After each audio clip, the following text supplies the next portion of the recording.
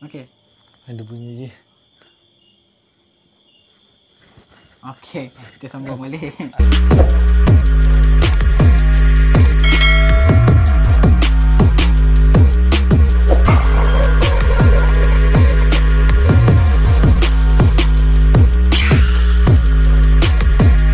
Okey guys, malam ni aku bercerita yang pertama. So, kisah ni kita nak buat, tajuk hari ni adalah kisah seram seorang pemandu lah. So, tak kisahlah dia pemandu ke, dia rider ke. So, hari ni lah topik yang kita akan cerita kat korang. Okay, cerita yang pertama ni yang aku akan bawa adalah seorang pemandu Grab. Okay, so nama pemandu Grab ni aku bagi nama dia Azfar. Okay, Azfar ni seorang pemandu Grab ataupun e-hailing sepenuh masa lah. Macam tu lah. So, pada satu hari ni dia bawa Grab ke Kuala Lumpur lah, senang cerita, ke ibu kota. So, pada satu hari ni, nak jadikan cerita, waktu tengah malam, dia dapat satu tempahan daripada aplikasi lah. So, aplikasi tu menunjukkan satu bar berdekatan dengan pavilion. So, waktu dia ambil tu, waktu dia pergi ambil, so dia ternampak dekat location tu ada dua orang perempuan lah yang sedang menunggu dia, tengah berdiri kan. Okay, so bila dia sampai, dia pun tanyalah, "Hi miss," dia tanya macam tu. Okay, masuk, dia kata kan. Lepas tu miss, ada seorang miss tu, dia datang dekat dia. Abang, dia cakap kan, Chinese. Abang, saya tak ada naik ini saya punya kawan yang naik. Nanti you hantar dekat ini location dia punya rumah lah, dia kata macam tu. Okay, so dia pun si Azfar ni pun okey cik, silakan masuk. Tapi yang peliknya, perempuan yang untuk yang passenger yang nak naik tu, dia senyap je. So dia tak ada bercakap apa-apa. So dia buka pintu, dia duduk. Tapi dia duduk belakang, berdepan dengan passenger. So berdepan dengan driver. So driver tak nampak dia tau. Dekat semi sisi tu susah sikit nak nampak. So dia duduk belakang tu, senyap dia duduk. Okay, so lepas tu si Azfar ni pun tanya, okay ready ya? Lepas tu bergeraklah mereka ke menuju ke lokasi yang ditetapkan lah. So dalam perjalanan tu, si Azfar ni nak berborak. So kadang-kadang ada driver ni dia suka berborak, ada yang senyap kan, ada tu yang pemalu, dia nak tunggu passenger tanya baru dia nak cakap kan. Okay, so bila dia tanya macam ni, miss okay miss, tu kan. Tu tapi passenger tu dia senyap je kan, senyap je. So Azfar ni pun tak adalah fikir negatif. So bila dia fikir lah kat bar kan, mungkin passenger ni mabuk kan. So dia tak nak ganggu lah, takut muntah dalam kereta, satu hal lagi nak bersihkan kan. Esok tak boleh buat job lah, dia katakan macam tu kan. So dia jalan je, terus jalan. Tapi dia macam, dia tertanya-tanya, dia tengok je semisi macam nak tengok muka passenger tu kan. Tapi tak nampak. So macam memang tak nampak lah. Siapa yang memandu selalunya susah nak nampak. So pada dalam perjalanan ni, tiba-tiba Waze mengatakan turn left, dia kata kan. So masuk satu lorong yang agak sempit lah. Tak adalah sempit sangat kat KL tu, tapi agak kecil lah kalau dibandingkan jalan-jalan biasa dekat Kuala Lumpur tu kan. So bila dia terus, tapi jalan tu makin lama makin gelap, jalan tu makin gelap. So dia pun jalan je lah kan. Tak apalah, mungkin passenger ni duduk kawasan private kan. Dia fikir macam tu lah. Lepas tu Waze pun berbunyi 100 meter you arrive. Okay, so bila dia sampai, so si Azfar ni pun macam biasalah, gear parking, tarik handbrake. So dia cakap, miss sudah sampai, dia kata kan. Dia pun pelik lah, si Azfar pun pelik, tengok apa gelap ni kan. Dia gelap je. Tak apalah kan, dia diam je lah. Sebab dia pun tak nak fikir panjang. Sebab yang aplikasi tu berbayar melalui online transfer. So dia tak rugi apa-apa kalau apa-apa berlaku lah kan. Tapi dia banyak kali cakap, miss sudah sampai, boleh turun, dia kata. Lepas tu dia kenapa passenger dia senyap je. Dia pun pusing lah. Tiba-tiba guys, tak ada apa-apa. So tak ada apa-apa dalam kereta. Siapa yang dia nampak masuk ke dalam kereta masa dekat pavilion tu lah. Mungkin dia tertinggal penumpang kot. Okey, nak dijadikan cerita dengan pertanyaan Habib tu, kalau passenger tertinggal dan passenger tu bayar online, passenger boleh komplain dekat apps tu lah. So, katakan driver tinggal passenger. Kan? So nanti driver akan kena penalty lah. Penalty. Tapi tak ada. Dalam masa seminggu memang tak ada langsung. Sampailah sekarang tak ada langsung benda tu. Siapa wanita tersebut lah kan? Siapakah wanita tersebut? Yang peliknya, siapa yang kawan dengan benda tu? Cina tu ke? Yang cakap tu kan? Yang tak tolong hantar kawan kan? So kita tak tahu guys. Dan apabila si Asfar ni reverse kereta, so dia nak keluar lah pada simpang tu, dia dah cuak kan. Bila dia reverse, dia tersuluh ke depan. Sebelah kanan dia lah, maksudnya dia reverse. Sebelah kanan dia, rupa-rupanya tapak perkuburan Cina. So guys, apa lagi, dia pun cepat-cepat masuk gear, terus jalan. So dia tak fikir panjang dah, terus jalan je dia kata. Yang penting dia kata tak rugi apa-apa sebab dia dah hantar dan dia dah completekan job tu lah. So dia dapat bayaran dia lah. Kamu Aku pun ada pengalaman seram waktu PKP masa buat Grab lah. So tak apa, yang tu mungkin part 2. So cerita yang si Asfar ni mungkin agak pendek. So aku akan bawa cerita yang kedua tentang seorang pemandu van jenazah. Okay, so aku dapat cerita ni dekat internet. So aku hanya nak tambahkan cerita dan bercerita kat korang kalau korang minat lah.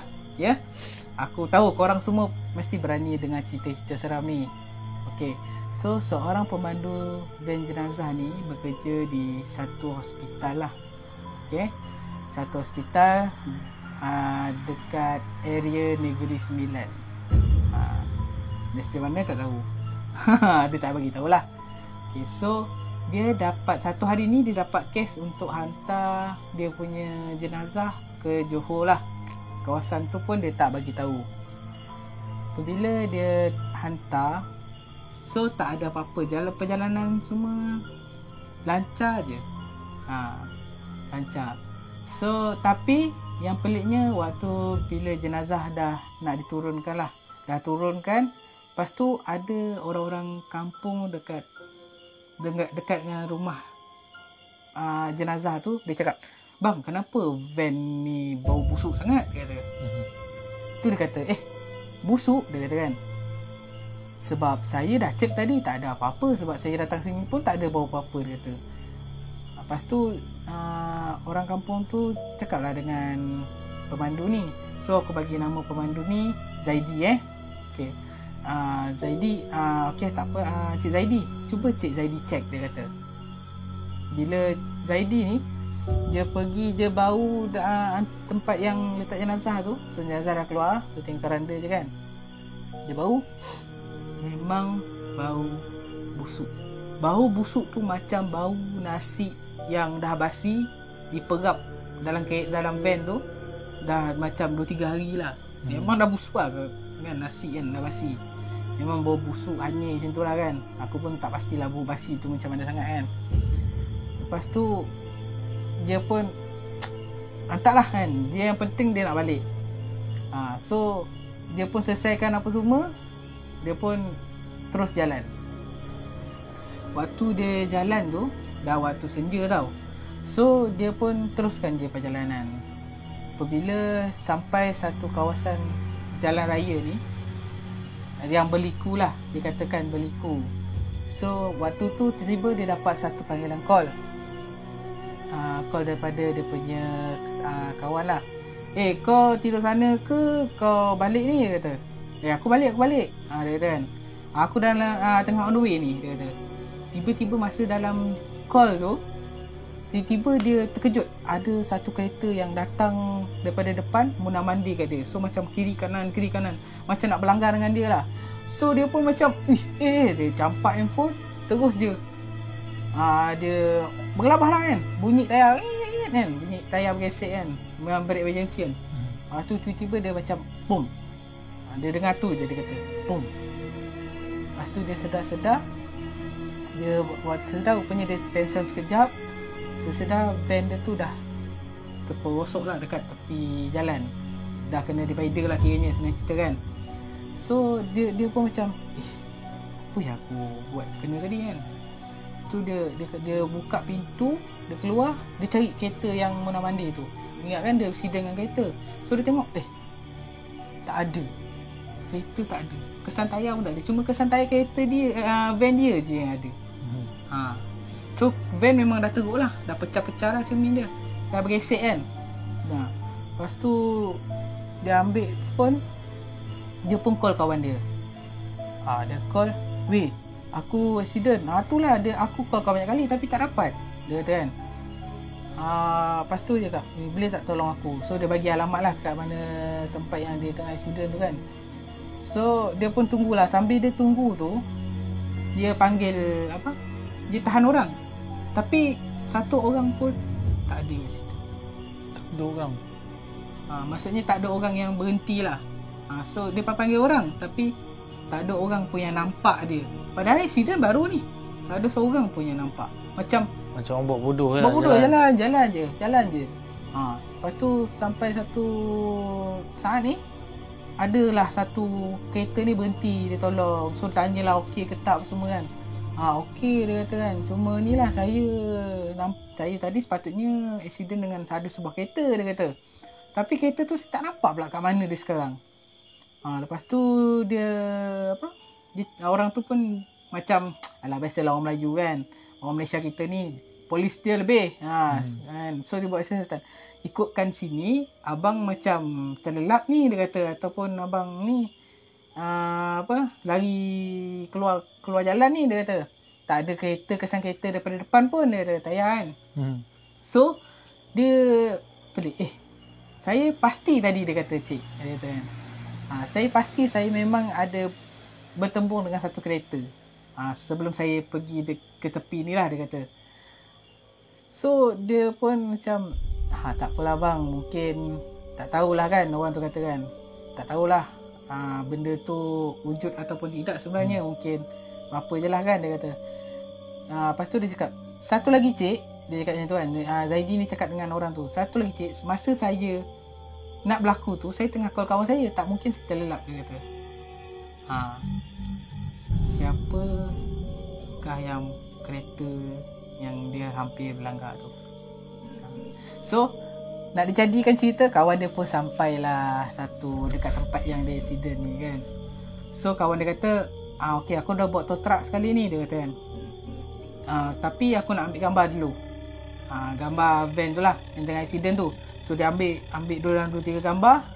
Okay, so kawan dia ni pun tolonglah si Zaidi ni bawa balik ke hospital, cek apa yang patut.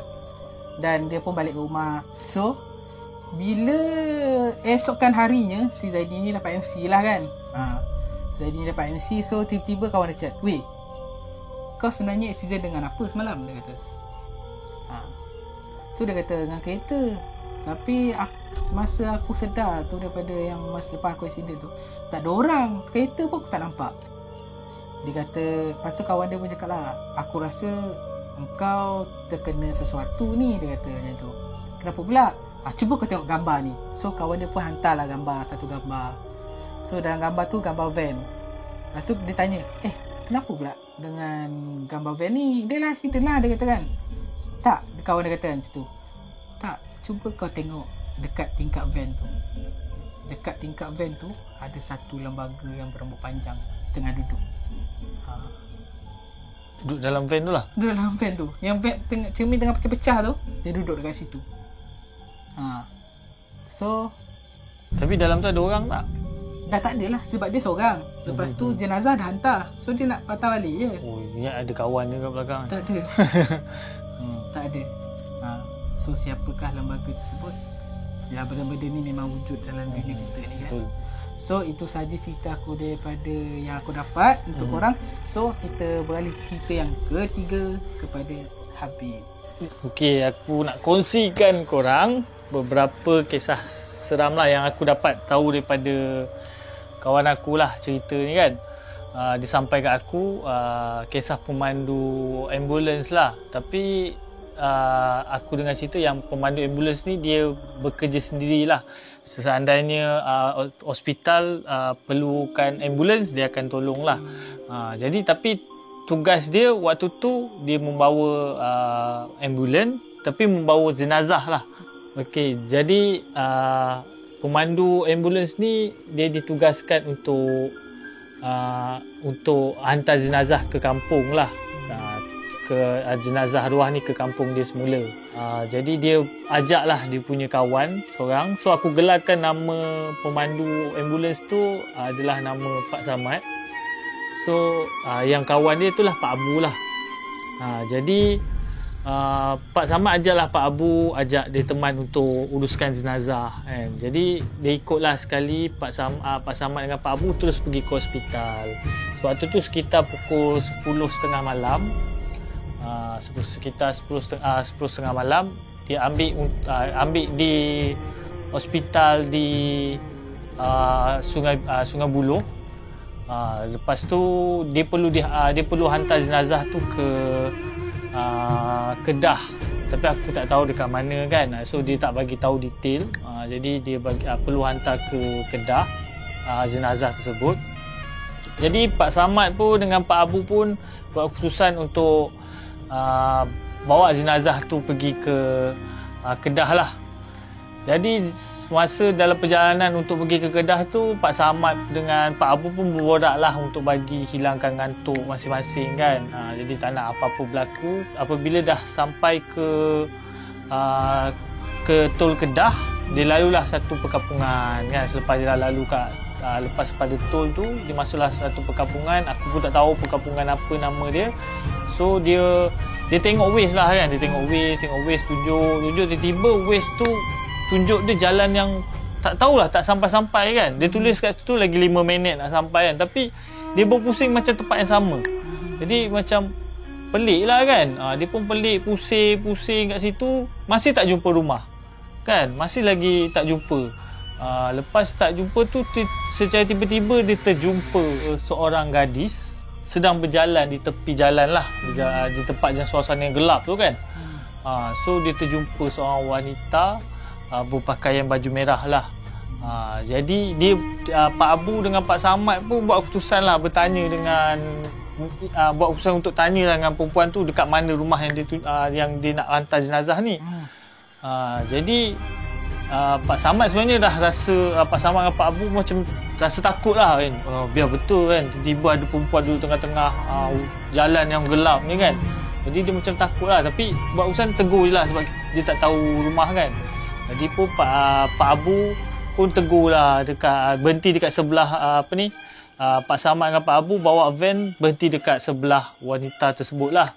Jadi Pak Abu pun, sebab Pak Abu duduk sebelah tepi kan, belah kiri kelindan tu. So dia tegur lah perempuan tu, salam Cik Adik, nak tumpang tanya kan, dekat mana rumah sekian-sekian ni lah. Jadi wanita tersebut dengan yang muka dia pucat lah kan, muka pucat, lepas tu rambut dia panjang kan, rambut panjang pandang ke bawah je kan. Lepas tu perempuan tu pun cakap lah, saya tahu rumah tersebut, saya boleh tunjukkan, boleh tak saya tumpang sekali. Dia kata macam tu lah. So Pak Abu dengan Pak Samad pun memang rasa lain macam lah, nak tumpang ke tidak kan. Lepas tu pandang sampai pandang kita macam pandang kan.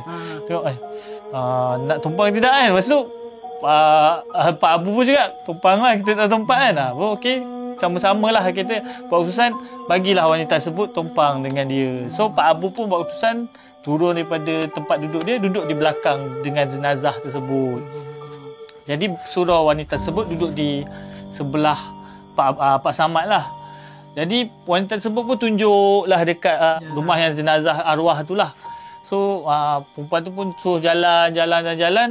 Lepas tu perempuan suruh berhenti kat tepi jalan tu. Dia cakap dia tunjuk kat tepi tu. Dia tunjuklah dekat tu lorong, nanti Encik lalu dekat belah lorong sebelah kiri ni kan. Nanti akan jumpa rumah dekat situ. Lepas tu lepas tu Pak Samad pun anggukkanlah dengan Pak Abu pun. Oh ya ke? Okey, dia katalah terima kasih dekat wanita tersebut. Lepas tu wanita pun tersebut cakap, okey encik, okey cik, saya nak turun dekat sini. Dia kata macam itulah. Lepas tu tapi Pak Abu pelik lah, tak ada rumah dekat sini. Lepas tu Pak Abu pun cakap dengan wanita tersebut kan, rumah cik kat mana? Kan, rumah saya dekat situ, dia kata dekat situ kan. Lepas tu Pak Abu pun dengan Pak Samad pun iakan aja lah kan. Jadi iakan saja. Lepas tu wanita tu pun turun daripada ambulans tersebut kan. Lepas dah turun, lepas tu Pak Abu pun dengan Pak Samad terus nak gerak ke rumah tersebut lah yang ditunjuk kan. Tiba Pak Abu sempatlah tengok side mirror. Bila tengok side mirror, lepas dah jalan berapa kilometer, tiba-tiba wanita tersebut hilang daripada side mirror tu lah. Mungkin aku tak tahulah dia dalam beberapa meter lah. Dalam beberapa meter tu dia dah tengok wanita tersebut hilang. Hilang tiba-tiba lah kan. Jadi Pak Abu pun macam diam lah kan. Diam lah, rasa macam pelik lah kan. Tiba hilang kan. Tapi dia tak bagi tahu kat Pak Samad. Jadi lepas tu sampai sudah jenazah sampai di rumah keluarga diorang. Diorang pun solatlah jenazah tersebut.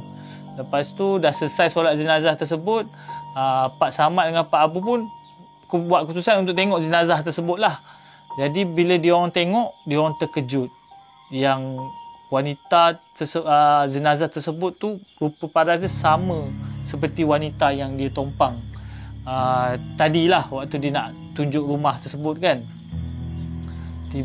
And then Pak Abu dengan Pak Samad rasa bulu roma dah naik lah. Tapi Pak Abu dengan Pak Samad tak bagi tahulah dekat ahli keluarga yang dia terserempak dengan roh tu kan. Tapi dia tak pastilah betul ke tidak kan. Jadi dia buat keputusan, Pak Abu dengan Pak Samad buat keputusan terus balik ke hospital. Jadi terus balik ke hospital, and then dia dah sampai ke hospital, dia terus tanya dekat dekat pegawai bilik jenazah. Dia tanya siapa wanita yang dia hantar tersebut lah. Jadi pegawai jenazah tersebut bagi tahulah detail dia. Wanita tersebut adalah pelajar universiti di Kuala Lumpur. So dia tak bagi tahu dekat mana. And then dia berhasrat untuk pulang ke kampung kan. Tapi tidak kesampaian. Semasa perjalanan balik ke kampung tu dia kemalangan. Jadi Pak Samad pun dengan Pak Abu tengoklah gambar kemalangan tu lah. Ternyata gambar yang kejadian tu, wanita tu pakai baju yang sama dengan wanita yang dia jumpa dekat kampung tersebut lah. Jadi ternyata merupakan Pak Samad dengan Pak Abu tu macam bagaikan menghantar arwah tersebut balik ke rumah diorang lah. Jadi itu satu kejadian yang misteri, yang memang seram, yang pemandu ambulan pernah alami lah. Tapi banyak lagi lah kan yang pernah alami benda-benda macam ni kan. Jadi aku kongsikan daripada kawan aku yang ceritakan benda ni lah. Itu saja yang aku nak kongsikan dekat korang, kisah seram kita orang. Jadi seperti biasa, jangan lupa like, share dan komen. Dan jangan lupa tekan button subscribe, sebab subscribe tu gratis. Penting sangat untuk kita orang membangun channel ni. Dan jangan lupa tekan button loceng untuk korang dapat update video kita orang terbaru. So terima kasih, jumpa next week dan hari yang sama. Thanks for watching. Yeah, bye bye. Bye bye.